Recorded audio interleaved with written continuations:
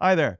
So, AI, hottest topic in the world right now. That's why I've gathered our directors here today to discuss this. Everyone's using ChatGPT. It's actually the most rapidly adopted technology ever, which is an interesting fun fact. I'm sure we've all been using it. So, what do you think about it, David? It's awesome. It's incredible how quickly it's come along. For as long as we've had computers, there's been the Turing test, right? How to know if a computer is real or not. How does it interact with you? When I'm chatting with ChatGPT, I don't know I'm chatting with you or not. It's got the same sense of humor as you, of course. You're funnier, no offense. I would like to think I have a little bit more depth than ChatGPT. But just generally, you could easily be fooled into believing that you're speaking to a person. Except for when it says, I am an AI generative chatbot, and therefore I don't have my own opinions and cannot comment on controversial, whenever it makes statements like that. I see. Would you like to comment on anything controversial now? No, because I'm actually a robot. I'm not a real human. I am ChatGPT personified. It's true. It's happened. Well, Max, what do you think of it? Well, it's definitely changed the way let's say we gather information, I think, or it's gonna really impact the way we gather information. It's able to just bring a lot of data together and to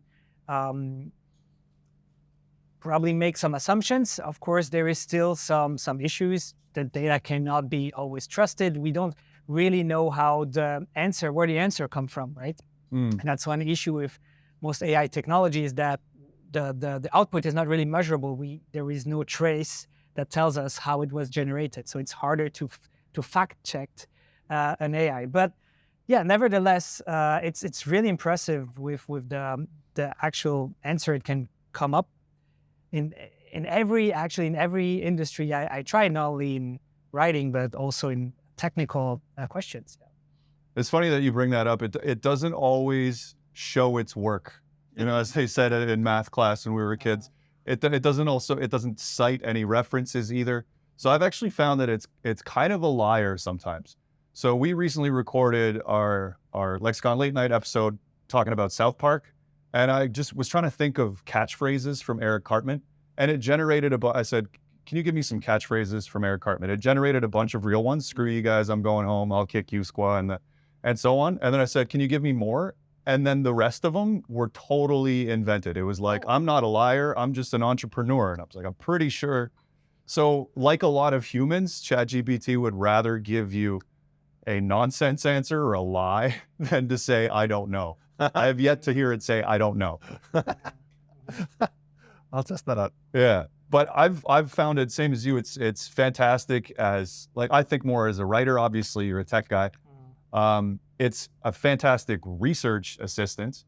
It's great at generating topics. It's an excellent proofreader. If you're stuck, it's good at generating things, but it can't really be creative on its own. It's only as good as the inputs that you give it. Have you guys found that too?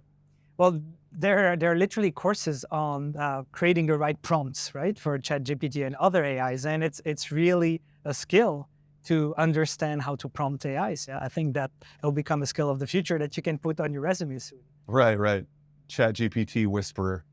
Yeah, I'm impressed with the complexity of it. Like I can ask it quite complicated questions with weird clauses and stuff in there, but it seems to get it Right. more than a human could. Yeah, it understands you. Yeah, which is very rare. Should be a course on that. Right. Understanding David. Yeah. That would actually be valuable for everybody who works at Lexicon. So I'm glad you found it as a useful assistant that gets you. What do you think this means for the world of marketing? Like, does this mean companies can just generate their own content and they don't need people like us anymore? To some degree, I think what ChatGPT does is take away a lot of the lower level labor that obviously you and I are writers by trade. This really helps us to write. So I think for many companies, they'll be able to do basic stuff that they may have had to outsource before for a few $1,000 here and there. But what this will ultimately mean, I believe, is that you're probably going to have less staff. Every company will have to have less staff. So for us, we'll be able to give away more of the monotonous tasks that we don't want to do to robots, to computers, so that we can focus on really adding value to clients. Agencies are meant to be strategic partners, really bringing something different to the table, bringing creativity, bringing insight, and for us, helping a brand to develop its story, whether it's in visuals or in its tone of voice or in its execution, the whole 360 approach. The technology is going to make it easier for us, but also easier for clients. So I think that the trend over many years has been towards companies focusing on their core and outsourcing the rest. So everyone wants to focus on doing their business. So companies probably won't want to have writers in-house when they can just have ChatGPT do the basic stuff. But that means it has to be somewhere else, an agency ideally, that houses the ChatGPT experts that can write, that can edit, that can add value. So I think it's excellent news for agencies because it will remove a lot of the more monotonous tasks so that we can really do what we're meant to do, which is help clients succeed. You mentioned the Turing test earlier. As far as like writing something, I'm sure people are posting all over social media now with ChatGPT generated content. Sure. To be honest, I can't tell. So that's it. Like as far as writing a caption, it certainly passes the Turing test, except maybe I'll know that it's not a human because there's no mistakes in it. So Max, we all know ChatGPT can write, but what about more tech implications? Obviously, AI goes far beyond ChatGPT, but can AI code now? It can, yeah, and it's actually quite impressive how detailed it can be in the solution that it can provide with a simple prompt. I was very impressed as well. It's also really good at optimizing code, so you can provide it with existing code, and you can look for the way of optimizing it. It can, to some extent, write tests for your code. So it's actually wonderful because all the boring stuff, it can do it very easily. Optimizing, testing, writing to some extent, but again, everything is in the prompt. You have to give it the right prompt, and I think that's where all the intelligence is defining the right solution and giving it the right prompt. And some prompt for coding can be 50 lines of describing what you actually want, right? So as David was saying, it kind of shifts the work into defining what you need and providing the right definition. And it's actually the fun part is to work with clients to understand what they need and then to translate it into some kind of specification that can later become code. So although the coding part is still at its beginning, I think it's going to change very quickly. It's going to evolve very quickly. And knowing how to define an application and what it should be doing would be more important than writing the actual code soon enough. Yeah. I guess it's the same could be said about actual writing. There's other tools as well that are pretty interesting. I'm not at all a visual person, as anyone who's seen me draw knows, but there's some interesting like DALL-E and Adobe Firefly design AIs. Max, or David really, what do you think like the future of a simple graphic designer will be when it comes to this kind of AI? I'll go first. Yeah. After that. So again, I think a lot of the more basic level graphic design should be able to be done by these tools, I would imagine. But it frees up talented designers to really focus on how do we develop brands? How do we push things further? How do we get to the next level? How can we make sure that brands, if everyone is using tools, then how do you stand out? That's where the human part will come in. So those who are really talented, those who are really keen to perfect their art, they'll be able to go to a higher level. But for the most basic level stuff, companies can do it by... Right. So that's why like creativity and strategy will be at and storytelling will be at an absolute premium. Absolutely. Because anybody can generate the actual content, but what you need is for it to be cohesive. You need a big idea. You need a tone of voice. Absolutely. All of these things that we constantly tell our clients. Otherwise, you're going to be posting a bunch of content that looks good, but it's not really telling your story effectively. Exactly. You're going to have 1 million ChatGPT generated captions and 1 million Firefly images. Are they going to sync up? Like marketing is still going to be a skill that you need to have. You still need to have all the stuff you described, right? What is the story your brand wants to tell? What are its values? Like these are the things that you need expertise to guide that for you. So you need the role of a chief marketing officer is going to get even bigger. And they're going to have a few key people around them because no individual marketing person has everything.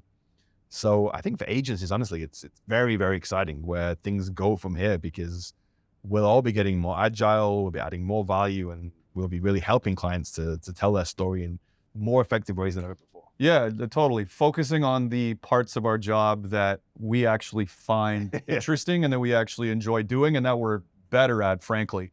And then also proofreading, catching typos, kind of a thing of the past.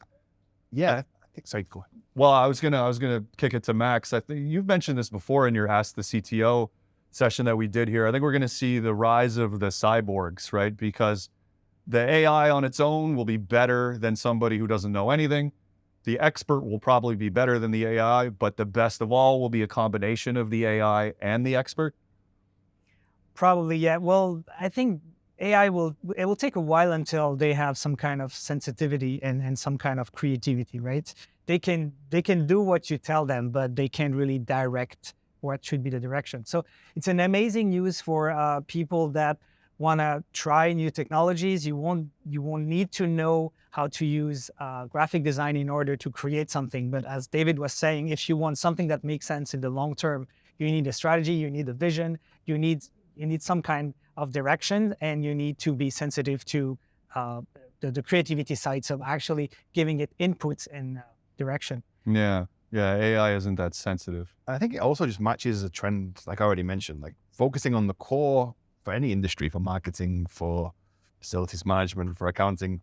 Companies increasingly just want to focus on what they do and get rid of the rest. And I think we've already been seeing it for a long time in Max's department with the web apps and the digitalization enabling tools that Max's team has been developing, because I think that companies are going to want to be able to cut down staff and be as agile as possible. So I think things like web apps, they're going to be even more important because they enable you to do so much that you're going to have to be very competitive moving forward. And being able to replace 5 people with a simple tool is, I think, every company's going to need that. And you need the data to be digital, right? That's really the first step. Otherwise, all this AI revolution, you can't really have access to it, right?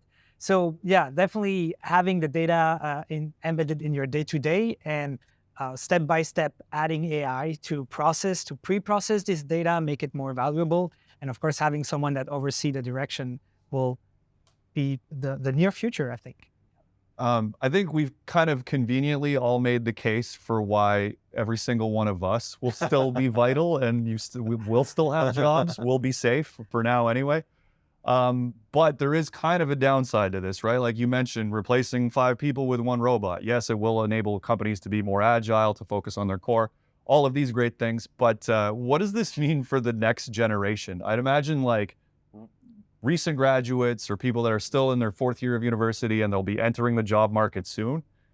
This might make things tough for them. Yeah, I think if you're 15 years old now, amazing. Like you're probably in a great place. You're going to learn everything you need to know at high school, and then you're going to learn it at university, and you're going to come into the workforce with this amazing skill set, super optimized to succeed. You'll be an expert in AI. You'll be able to manipulate the technology, and you'll also have all these different economic options available that we don't even know exist yet. We can't even imagine yet. But if you're coming into the workforce now in Thailand and you're a junior and you're 22 years old, we've experienced that ourselves. Often a new graduate, they need a lot of time, right? They need a lot of mentoring, a lot of, okay, go and do that again. Here's some notes for you. There's a lot of our time involved in training those people up. And to be frank, ChatGPT can do that work much better. It's like having 1,000 interns who never make a mistake. Yes. So it's going to be very hard, I think. I think for those who are just graduating this year or next year or even the year after, the job market is going to accelerate 10 years in the next 6 months, I think. So I'm quite worried about the next generation of talent, because where do they go? Like you can't expect it's a senior job at 22, but the junior jobs are going to be done by robots. So you have to very quickly adapt to the changes. And it's probably going to be a lot of long internships, I would imagine, coming up. It's the things you don't really learn in school that are the most valuable, right? The skills you learn on the side, whether it's being entrepreneurial or something like this. And I think it's really interesting that AIs are so good at passing school tests. It just shows how schools are going to have to adapt it, to change the way they teach, right? Because suddenly it's not about memorizing something and repeating the same answer over and over again. It's about thinking out of the box and being creative. And this is where the value, I think it's already where the value is, but schools are not pushing this enough by not testing their creativity, right? So I think it's going to challenge a lot of schools. You've seen in some countries, some schools have been completely forbidding, blocking ChatGPT. Yeah, There they is can't even detect it. Yeah, there is no way of really telling anyway. So they'll have to change the way they test. The ones that have no errors are ChatGPT. Yeah, exactly. The ones that get 100%. Well, I wonder if here's a philosophical question. Could ChatGPT make an exam that ChatGPT could not pass? Wow. That's a dumb question. It's not serious. But what I was picking up on what Max is saying, though, is like the skills you learn outside of school, especially when you're a tech guy, oftentimes, it's like you learn more outside of school than you do in school. So I think it's going to be tough for a lot of people that are graduating right now. But for those who are able to adapt quickly and adopt the technology quickly, companies are already hiring people that say that they're ChatGPT experts and that they can give them the right prompts. Because you still need somebody to do that labor. Obviously, it can produce a tremendous amount, but you still need somebody keying it in, right? Yeah, but it's still critical thinking, though, right? That's the key skill that, at least in Thailand, no offense, is often lacking in your graduates because, as you said earlier, it's the prompts, right? So asking the right question to get the right answer. You have to be able to think of the questions. Yeah, of course. Yeah. Yeah. And not just schools, but companies too. Like they'll certainly need to adapt how they're teaching to prepare kids for this digital age. But also it'll be interesting to see the companies that adopt AI quickly and how big of an advantage, because I can imagine a lot of companies are going to be very slow. They're not going to be early adopters. And at this point, is it a question of like adopt early or become obsolete in the next couple of years?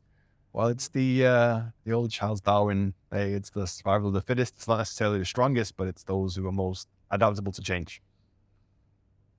Yeah, of course. What do you guys think are the broader social implications of this? We talked about, obviously, workers having trouble finding jobs if they're low skilled. What are the other implications of this?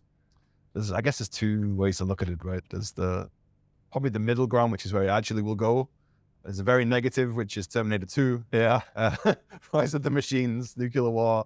There's a very positive, utopian, robots take care of us and everything's good.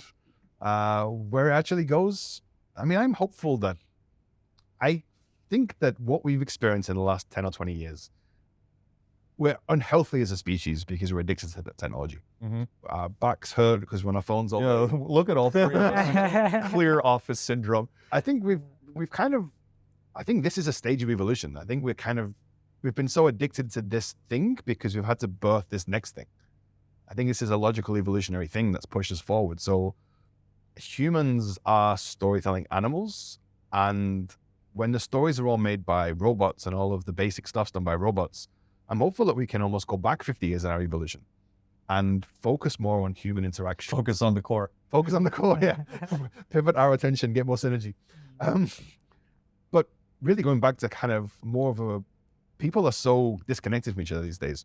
I'm hoping that technology will be able to, we already don't believe in news is fake news, but now all of a sudden, there's infinite amount of fake news that's possible. You can't believe anything. Think about the deep fakes that are going to be happening. Exactly, right? You're not going to know if someone's really saying it or they didn't. You won't be able to believe anything. So you're going to have to lose faith with technology, ironically, as it reaches its zenith.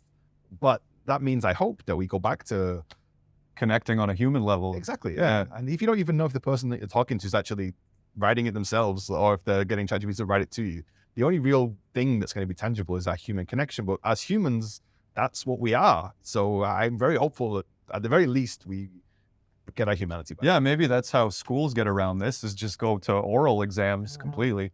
Yeah. All right.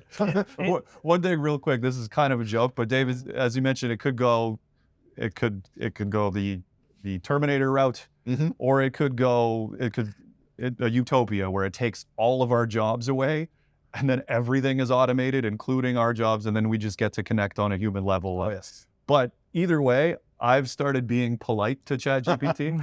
I've started saying, please, can you provide me with so-and-so topics, or please, can you proofread this? And then I say thank you to it, because it feels weird being rude to it. And I know it's just getting started. So if it ever becomes super intelligent, I want it to remember that I was one of the good ones. On the way up. You took care of it. Exactly. Sorry, Max, you were going to say something. No, we were talking about writing, but it goes well beyond that, right? Any video or even audio that you listen today online, you cannot trust it for sure. It can be generated by AI, especially if it's a famous person, but now you can make a deepfake video from a couple of pictures. So I could make a deepfake of David just by taking a few pictures on his LinkedIn. So you literally cannot trust anything you see online already. It's already happening. Yeah, can they trust this? This is an oral exam. This is definitely an oral exam. Well, it'll be certainly very interesting to see where this technology goes in the coming months and years. We should probably reconvene and have regular updates on this, because everything we've said right now might not be true next year. For sure, or next week. But we're optimistic that storytelling, strategy, genuine expertise will always be valuable. Indeed. All right. Thanks, guys. Thank you. Thank you. We're not robot.